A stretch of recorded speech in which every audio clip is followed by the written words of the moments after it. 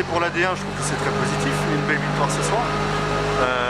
Après, nous en D3, écoutez, on essaie de mettre en place une nouvelle structure, une nouvelle équipe dans un esprit un peu plus compétition. Le but, c'est de faire en sorte de développer nos jeunes joueurs et de leur permettre d'avoir une passerelle entre le junior et la D1. Donc voilà, c'est un projet qui est en construction, qui pour le moment, je pense, est très positif dans les intentions et dans le travail qui est effectué. Voilà, après, je pense qu'on lance ça sur plusieurs années, donc on tirera le premier bilan déjà à la fin de cette saison-ci. Ouais, il y a énormément de travail à faire. Bon, vous avez été à Dijon, hein, qui a été rodé aux joutes, forcément de la D3, mais bien sûr des niveaux supérieurs.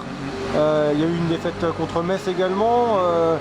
Comment tu juges la progression de tes jeunes joueurs? Bah écoutez, contre Metz, on a fait un bon match. On a eu 6 minutes où on a été un peu moins bien et Metz a su capitaliser sur ces 6 minutes-là. Bon, après contre Dijon, ça a été un peu plus compliqué.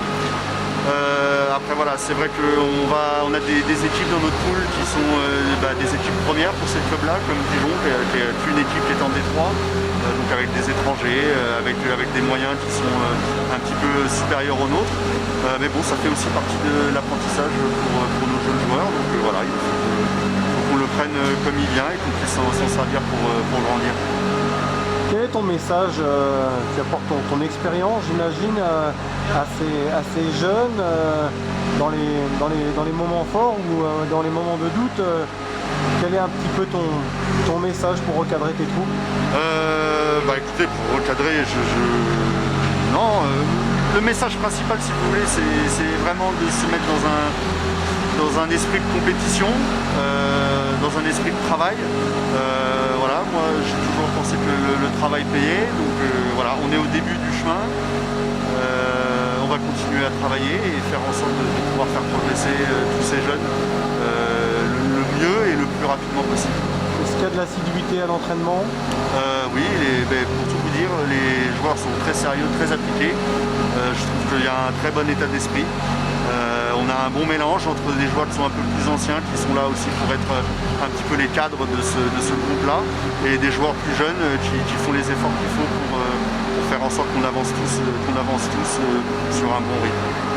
Bon, tu le disais, il y a des joueurs qui font la navette aussi, hein, entre la D1 et la D3. Je pense, je sais pas, des joueurs comme Victor Breton, etc.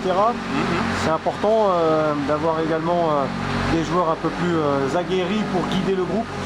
Oui, c'est important. C'est autant important pour nous en tant que groupe que je pense pour eux en tant qu'individualité. Voilà, quand je vous disais là tout à l'heure que l'idée c'était de faire en sorte qu'on ait un palier supplémentaire entre le junior et la D1, c'est pour ces joueurs-là que c'est important de venir prendre du temps de glace, se développer, aller dans les détails, parce que voilà, le niveau entre le junior et le hockey senior, le hockey professionnel, il y a un écart qui est quand même assez important.